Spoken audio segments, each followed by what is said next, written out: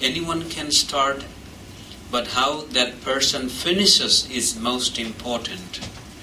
While starting is important, but finishing is also very, very important. In sports world, there used to be three men most of the time appearing together. Three world famous men. In the most expensive company or in the most expensive and luxurious item, these three men's face would appear in promoting that item. One was a Swiss, and Roger Federer, who is playing the Wimbledon final today. Maybe this would be his last, I don't know, he's still fighting. This man became a face of a gentleman, not only in victory, as famous as he is, but he became most famous in his defeats. When he wins a title, there is nothing so exciting about him. But it is when he loses the title, then you see the grace-filled, gentlemanly behavior coming out of him. Some sports personality, when they lose, they break their racket, or they kick people, or they curse and swear and jump around and weep and cry. But this man became a daring personality in defeat. And then second person was an Indian personality. He just retired from a cricketing game that many of you think cricket is an insect, but Sachin Tendulkar is a world famous personality in that part of the game. And 1.3 billion people in India would give their life to get a chance to help this man. Anyway, he just retired after a long career, and he is one of the best cricketing personalities in the world so far. So famous. And he is so respected, greater than any presidents or any personalities in India. Long after he's retired also, his name is so heavily in the minds of Indians all across the world. A man known for his gentlemanly behavior in the field, outside the field. A good father to his children, a good husband to his wife, a good friend to his friends. Never proud. And then Roger Federer, Sachin Tendulkar. And one more man was American, Tiger Woods. You knew Tiger Woods surpassed actually these two personalities during his days. Be it in Rolex or Rado, Nike or any expensive items in the world, these three men would appear. As a symbol of gentlemanly behavior, name, fame, popularity. And when my son came to Korea when he was 7 years old first time, a Chipsanim in Seoul said, "Oh, Martin, you look like Tiger Woods." And we were very proud to hear that. But not any longer, because Tiger Woods made certain choices in life. He made certain things in life in such a way that today we don't want to mention his name for something that is good and noble and that something to follow after. He's working hard to come up, but it's impossible to come up to that stage where he was at one time, because he made certain choices in life and he could not finish well. He started so very well, but his end wasn't so good because he made certain choices. Now, when we talk about choices, last week there was a viral video, I think many of you have watched it or heard about it. Two classmates met in a courtroom. Mindy was a judge, Arthur was a convict, a criminal. Second time, I think this man appears in this court, and Mindy, just before giving a verdict, the judge asks this convict, "I have a question for you, Mr. Booth. Did you go to this middle school?" And as she asked him, did you go to this middle school? This man looked into this judge's eye and he put his hands together on his face and began to shout, "Oh my goodness, oh my goodness." 7 times he screams, "Oh my goodness," and then he breaks down in tears.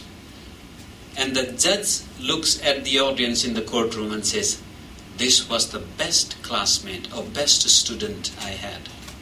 I used to play football with him and with other students. He was a very intelligent person." And then she looks at him and says, "Mr. Booth, I hope you turn around your life. But you know, the sad thing is how old we have become.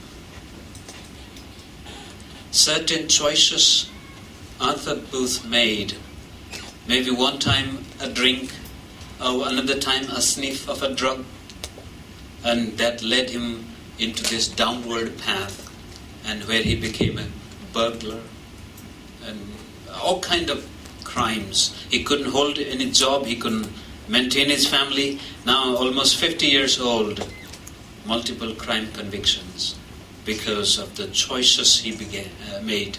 In the middle school, he was the most talented, gifted. She said, "I have always wondered what has happened to you." That means this lady was really interested in him. "I have always wondered what has happened to you." How sad to see you today in this court. My brothers and sisters, how you begin may not be that much essential, but how you finish is so important. And how we finish is most of the time determined by the kind of choices we make in life. But sometimes you may not even know what kind of choices you are making. For example, last week there was a press report about a lady who survived a 2 weeks desert wandering. Her husband Paul, 79 years old. And she, in the month of May this year, decided to visit their son on the Mother's Day evening dinner somewhere in California, but they wanted to go near Palm Springs. And Paul was driving. He was a Korean War veteran. And he had a cane. He couldn't walk, but he could drive.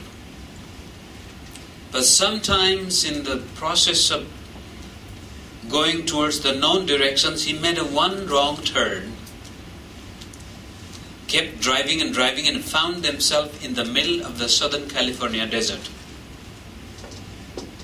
And when he tried to turn his car around, he hit a boulder under a huge tree and they got stuck in the desert.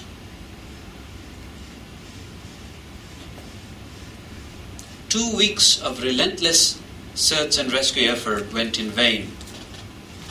And after 2 weeks, they found his wife Diana on a dirt road, collapsed. But she was still alive. When she came back to her senses, she told her husband was still alive until past a week.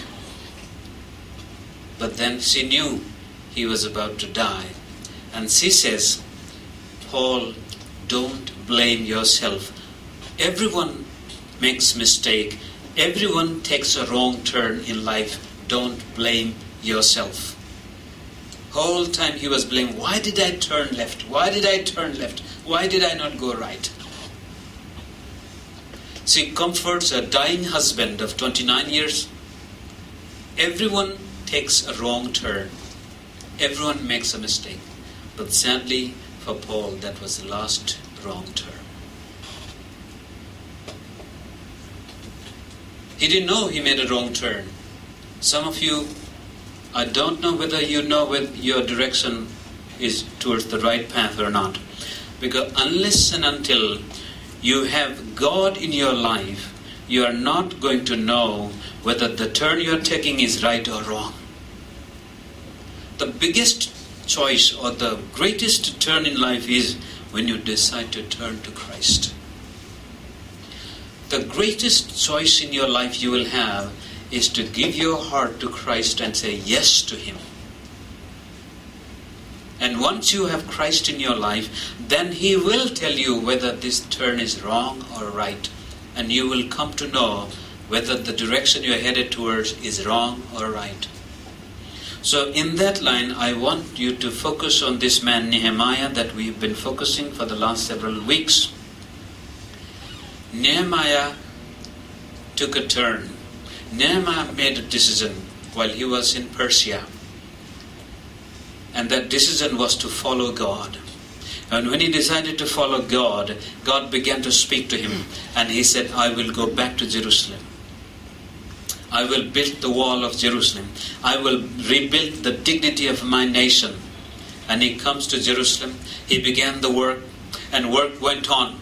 He has started very well. The Jews were so motivated, and now the wall is completed. But there are few things still to be done. And as Nehemiah is about to complete the greatest project in his life, he still has those residual enemies who do not want him to succeed in life.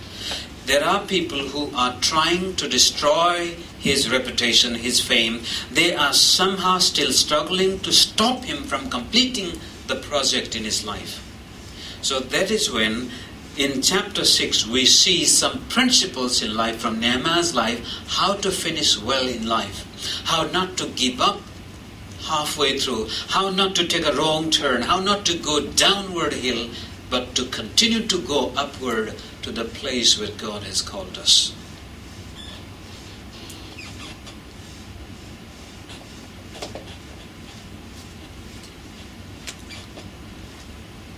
Nehemiah chapter 6, verse 1 to 19. I don't have time to read all through those verses, so I will let you read that in your own mobile devices or your Bible in your hand. Turn to Nehemiah chapter 6, verse 1 to 19. Keep it open to you.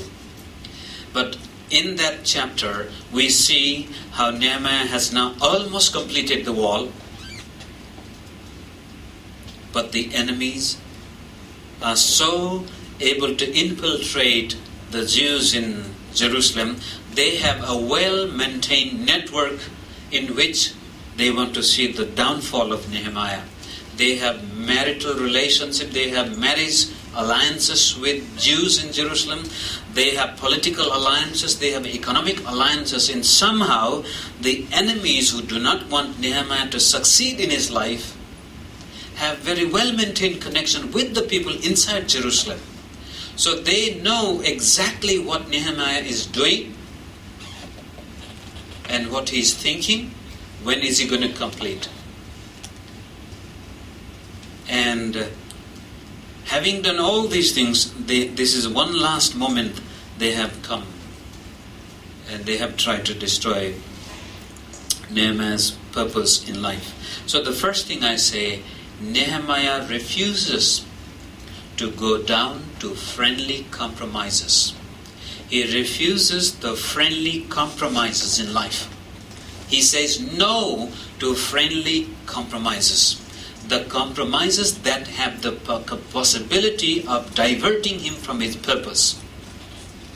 That I see, verse 1 to 4. Let me read for you verse 1 to 4. If you have a Bible, have it open and go with me. When word came to Sanballat, Tobiah, Geshem, the Arab, and the rest of our enemies that I had rebuilt the wall and not a gap was left in it, though up to that time I had not set the doors in the gates. Sanballat and Geshem sent me this message, "Come, let us meet together in one of the villages on the plains of Ono."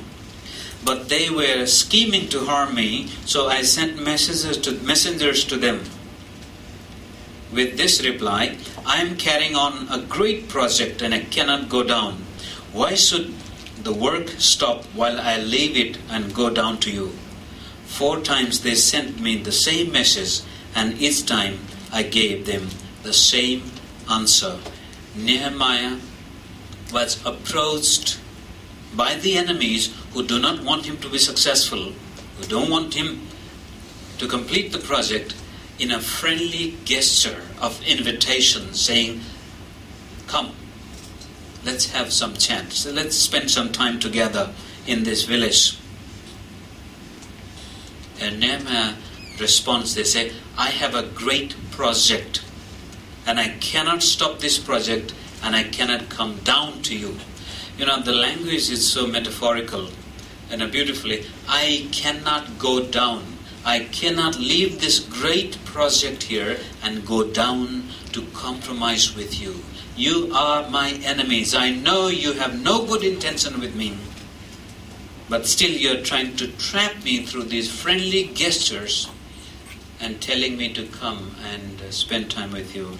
And 4 times they constantly harass him by sending these invitations. And he said 4 times he refuses to accept their compromises.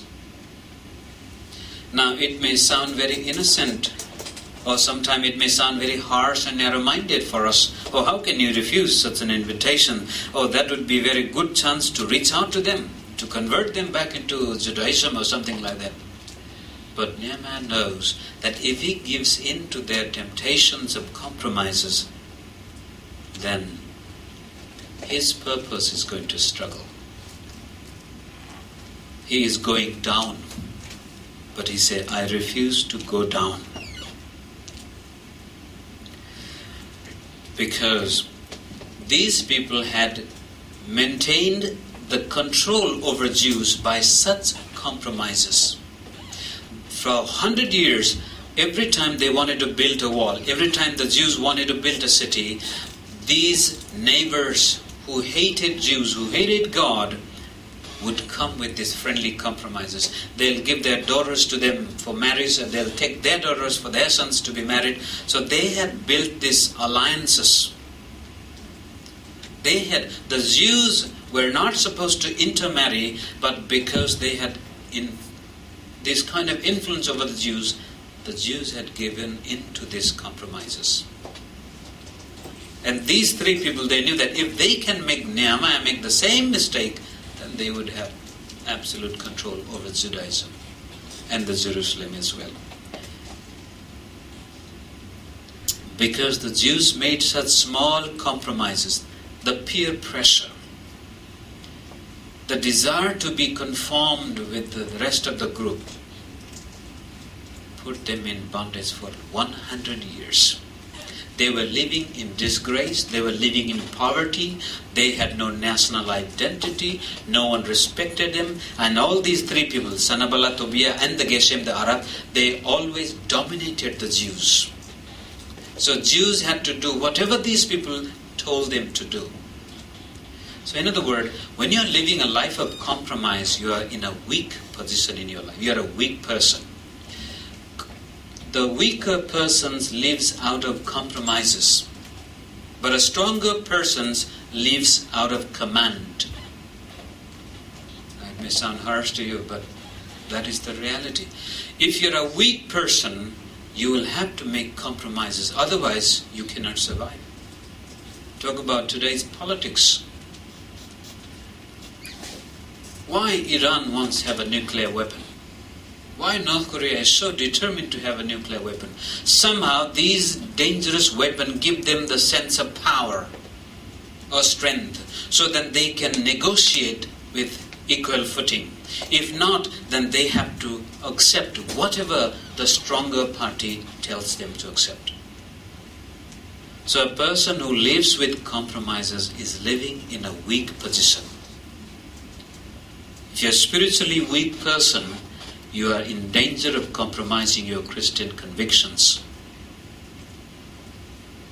You will think, oh, that's okay, no problem, what's the big deal? But then what happens? You allow the enemy of your spiritual life to dominate you for the rest of your life.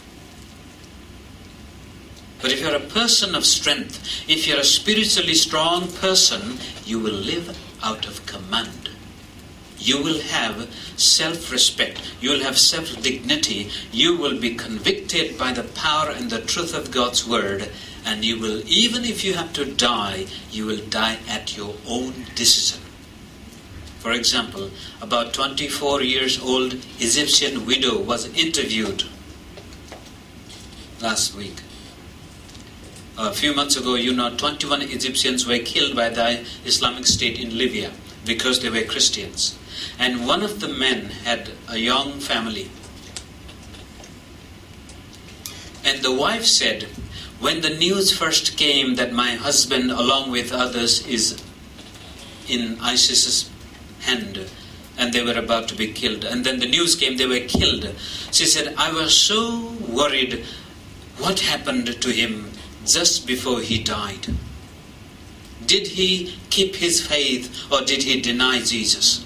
But in the video you see, when these cruel criminals, these animals, the beasts are beheading them, she said she heard her husband calling upon the name of Jesus Christ, and said that gave her full satisfaction that my husband died because of his faith in the Son of the living God. He did not give up his faith.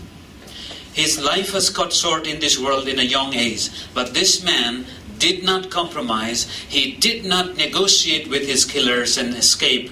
He died as a victor at the command. He decided to give his life. There are so many others. So the moment you compromise your spirituality, my brothers and sisters, you are allowing the enemy to put a bondage in your life such a way that for the rest of your life you're going to live unhappy Christian life.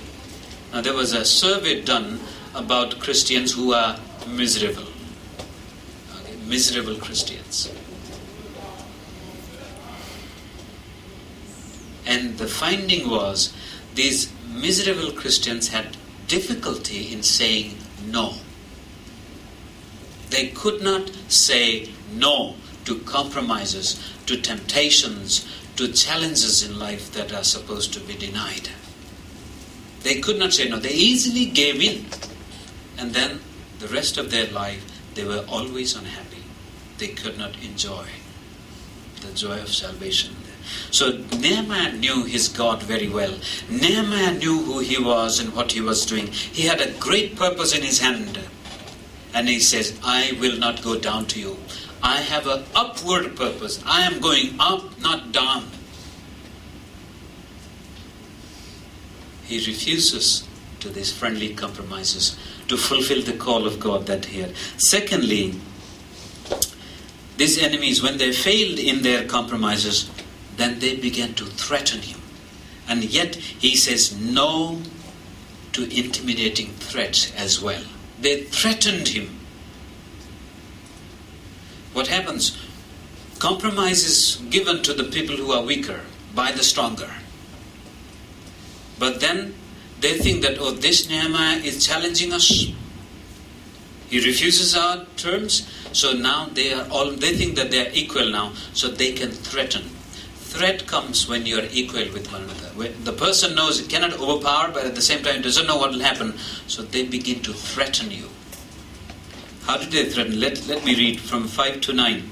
Then the fifth time Sanballat sent his aide to me with the same message, and in his hand was an unsealed letter in which was written, it is reported among the nations, and Geshem says it is true, that you and the Jews are plotting to revolt, and therefore you are building the wall. Moreover, according to these reports, you are about to become their king, and have even appointed prophets to make these proclamations about you in Jerusalem. There is a king in Judah. Now this report will get back to the king, so come, let us meet together. I sent him this reply, nothing like what you are saying is happening. You are just making it up out of your head. They were all trying to frighten us, thinking their hands will get too weak for the work and it will not be completed. But I prayed, now strengthen my hands.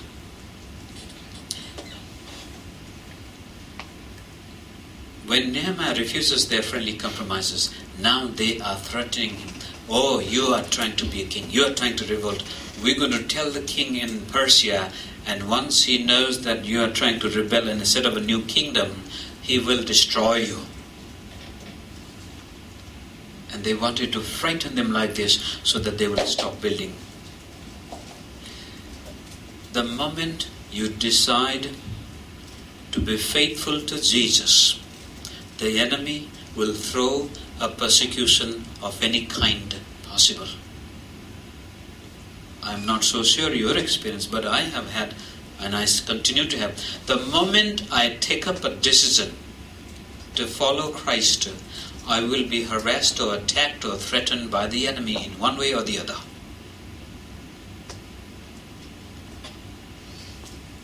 If you give in to the compromises and don't fight for your faith, enemy doesn't have to threaten you. You will apparently become a mediocre, just carrying along in life, though unhappy, though miserable, but you will go on. But the moment you make up your mind to follow Christ, you will face persecution.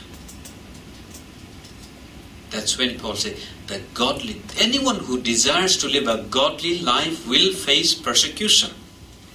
And here these enemies are threatening Nehemiah of appealing to the king so that king will destroy him. They don't know who Nehemiah is. They don't know Nehemiah's God. They don't know at all what is inside this man Nehemiah. But they only knew other Jews who were so weak, so fragile in their faith, so easily they would abandon the God of their fathers and follow the Canaanites' gods. So they're still thinking that they can do the same thing with Nehemiah. But Nehemiah is unmoved by this kind of persecution. He refuses to give in to the temptation of listening to their threats. He said, I don't care what you think. It's all your imaginations. It's out of your mind. My conscience is clear. I know my king. I know my God. What am I doing? Everything is clear. So you want to go and tell the king? Go ahead and tell.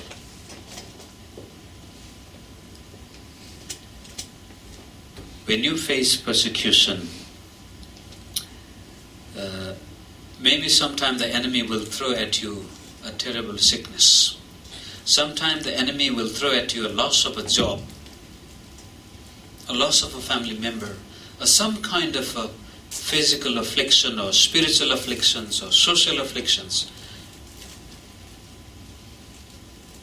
Response is either you run away from God and blame God, or you run towards God and trust God. What do you do when you face persecution? And you know the consequences of running away from God. So here, Nehemiah is telling, no, you can threaten me as much as you like, but I have a great purpose.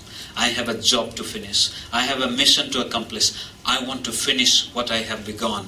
I want to go down in history as a man who refused to give in to the temptation of compromise, who refused to give in to the temptation of threats and fear.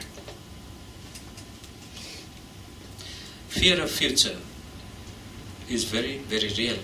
The older I get, the more I understand the fear of future. Especially, I've been in Korea for many years now. I have taught Bible to various kinds of friends. Some are highly intelligent human beings. Some are highly sophisticated medical professional engineers and scientists. I don't know how God gave me that opportunity. About 5 years ago, I used to lead a Bible study for the medical doctors in Daejeon, about 10 members. Most of these men had their own clinics. 3 years I led this Bible study every Monday morning from 6 to 8 o'clock. Because Monday was the hardest day for them. So they want to begin with Bible study. And as they grew closer to me and they had these questions of retirement. Now these are well-to-do medical professional doctors owning hospitals. And one or two of them were government hospital doctors and specialists. But still they were talking about retirement plan.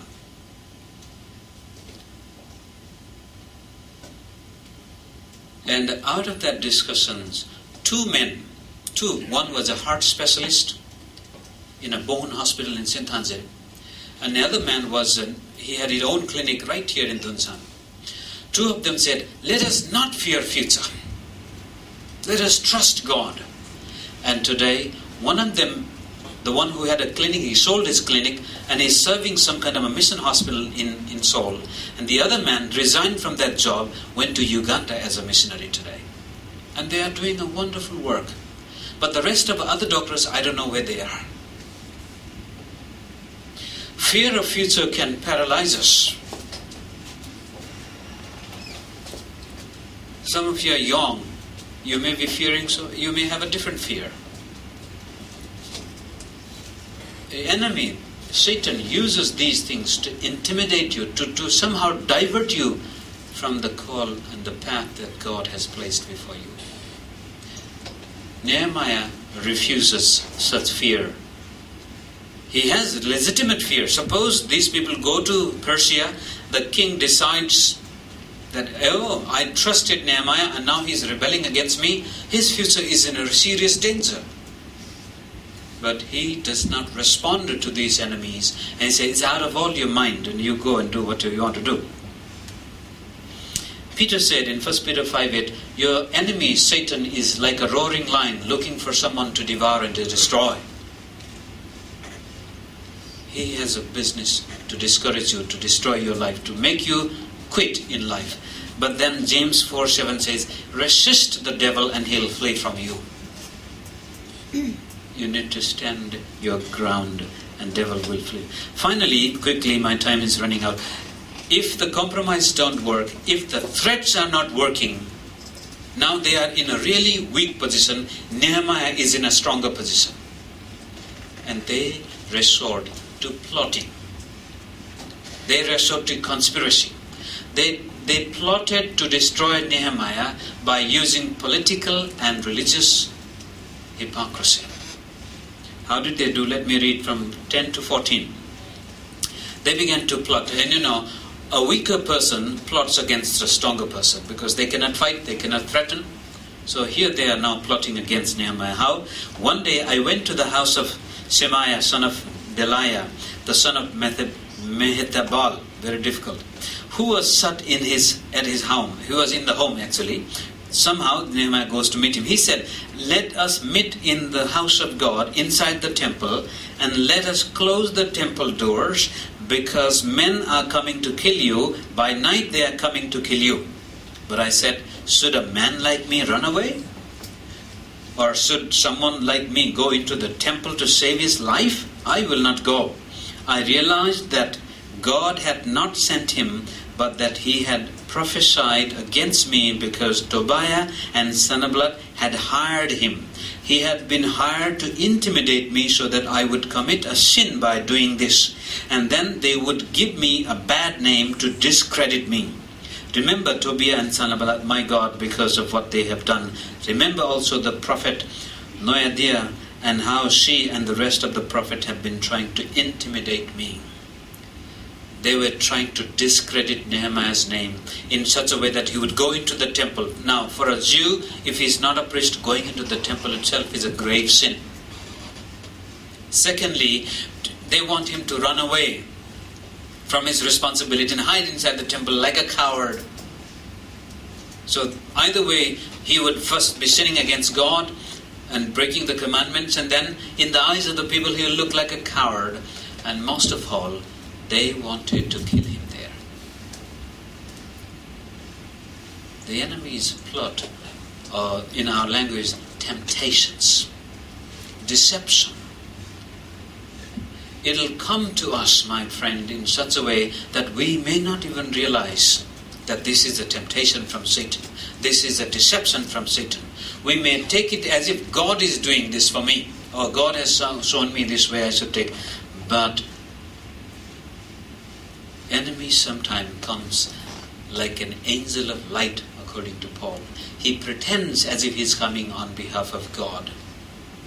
So if you're not a sensitive person to the things of God, you can mistake the enemy for God. It was possible for Nehemiah. Oh, these are prophets. They are prophesying. And this is a good friend and looks like he is very so concerned about my safety. Maybe I should listen to him.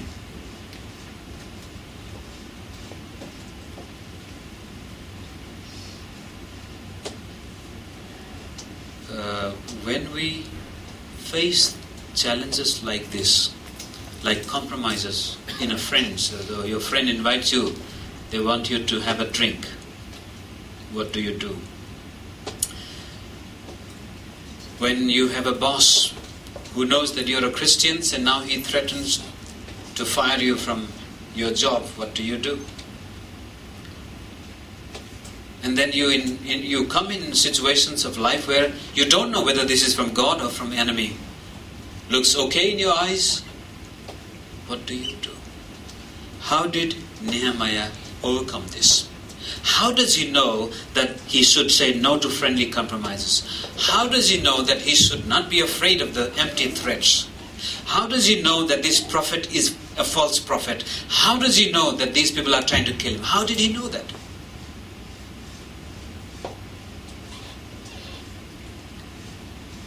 He knew because he knew he had taken the right turn. He was not driving in a Southern California desert in a wrong direction, and he was not making wrong choices like the Arthur Booth was doing all his life. Nehemiah knew he had turned the right turn in his life because he had met God in Babylon. Secondly, Nehemiah not only had met God in his life, he knew and he trusted the goodness of God.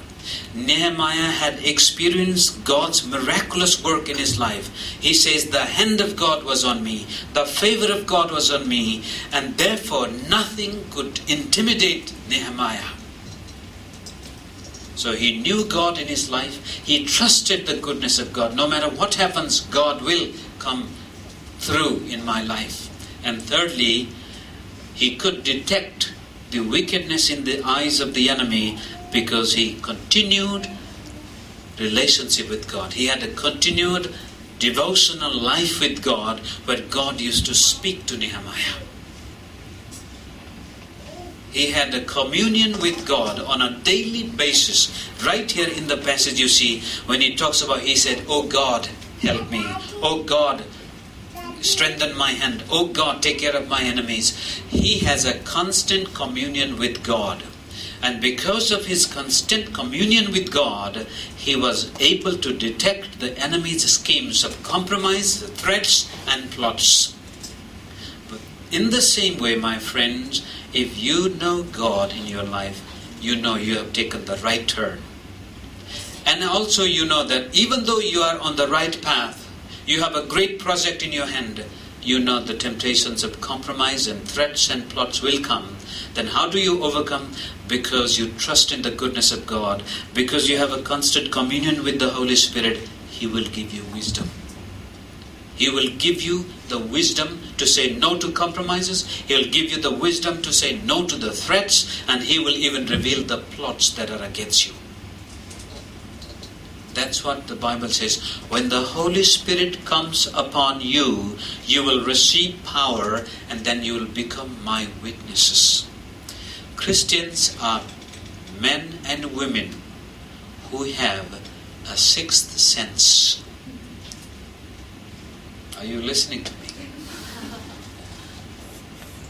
We are human beings so distinct from the rest of those who don't know Christ. Now, you may not take it seriously. This is the biblical truth. That the day you accept Jesus Christ, your spirit is born again. And because you are born again, now you have a connection with the Spirit of the living God. Your spirit is now capable of communicating with God. And therefore we say we believe in the revelation of God. Nobody can come to Jesus Christ unless that person receives this revelation from God. And once you have come into contact with the Spirit of the living God, you are a person with a sixth sense, because God speaks to you. I receive so many critical emails and messages online. Some people so vile, so harsh. And my only response to them, these are Hindu fanatics. If you knew Christ the way I knew, you would not be using the language you are using. And then they will say, show me how, where did you meet him? How did you meet him? You cannot meet Christ unless you are born again. How can you be born again? When you say yes to the message that you have heard. Right now today, if you are listening this message and you say, who is this God who gives me the sixth sense to overcome in life all kind of temptation of compromise, threats and plots so that I can finish my life successfully? Who is this God? if you have the desire to know this God, and you say, "Oh God, is there such a God? Help me to know," He will come to you. He will let you know who He is. He will reveal Himself if you have a desire. Any person with a sincere desire to know God will know God. But if a person is so bound with himself or herself, so determined to live in this world only, so determined to go down to the plains only, then God will not force Himself in. So many Christians give up in life. They had a good beginning, but they give up in life so easily. When I came to Christ, I met another friend. My first job was a school teacher, an elementary school teacher, and there I met another friend. And later, this friend also knew another people that were Christians, so we began to attend a church together. That was my first church. That was the first pastor that I knew. I was just about 18 years old. And this friend was a few years older to me. Very talented. He came from a very well-to-do family. Very talented person. I come from a very broken childhood, lost childhood actually. I had nothing in life to look to or be proud of anything. But I was a Christian boy. I had become a believer. But this man was interested, and slowly he also became a believer.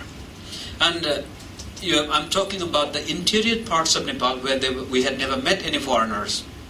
But this man was able to speak in English so well that in one occasion there was an Indian personality visiting, and they had a debate, and this man was debating with this Indian man, and he won the debate, and he was very proud.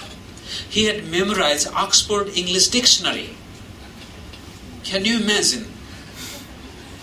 As he passed high school, he memorized Oxford English Dictionary, and his pronunciation was beautiful, British English. And we became so close friend. And he received baptism after several months. But the pastor of that church somehow disappointed me and him too. We both were angry with this pastor.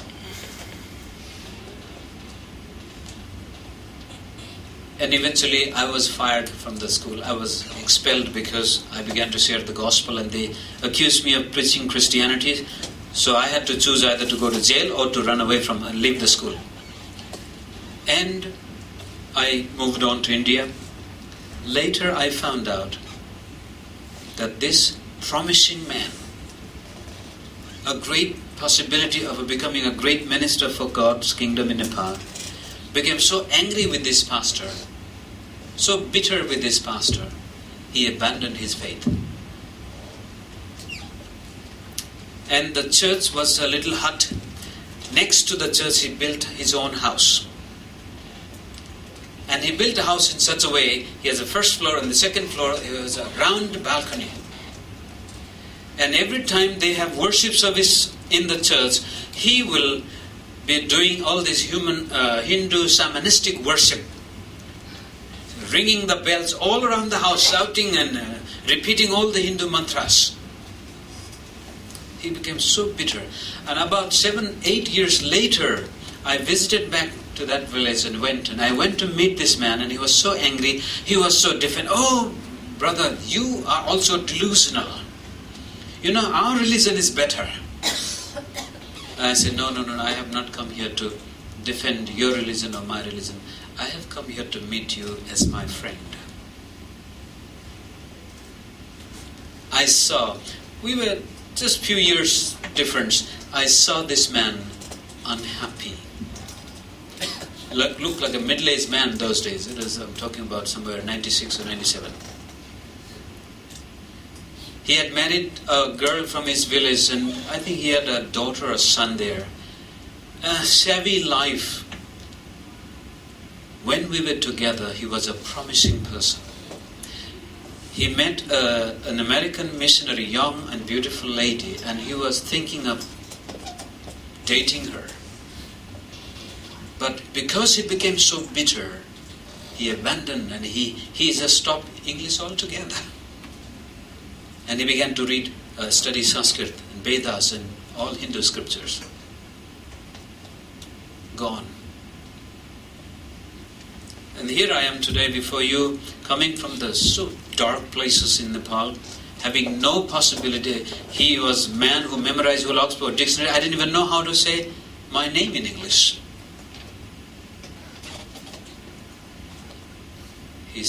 I don't know what condition. So my point is, you can be a Christian, but not be careful and allow these small compromises or threats or bitterness or intimidations or plots of the enemy so easily fall into temptation. I was also angry with that pastor, but I forgave him. Okay, everyone makes a mistake. But this man refused to forgive him. He fell into the hand of the enemy of bitterness and anger and frustration and lost his own life. So my brothers and sisters, how did Nehemiah overcome? He knew God in his life. He trusted the goodness of God, and because he trusted, he had a daily communion with Christ. And God revealed to Nehemiah what was to be done when he faced compromises, threats, and plots. And he stood still. And finally, I don't have time, he completed the wall in 52 days. And successfully, after 12 years of ministry in Jerusalem, he goes back to Persia. A man who finished very well. How would people remember you when you are gone? How was your beginning as a Christian, and where are you now?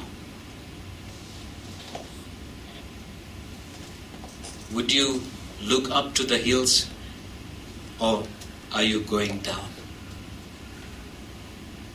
Satan would like you to go down. But God is looking for you to come up. Lift up your eyes, rise up, and let's continue to seek God's kingdom. Shall we think about these questions in life? How is my life coming to an end? How will I finish? When my day is done, what will be the condition of my life? These questions are safe and secure if you have God in your life. If you trust in the goodness of God, if you commune with Him daily, if you spend time with God, He will give you wisdom, He'll give you strength, He'll give you possibilities where there is no possibility. He will even send angels to assist you. He will do miracles. He will send heaven to help you succeed in your life, to finish well in life, because this God is an amazing God. Let's close our eyes for a moment. And as the worship team comes,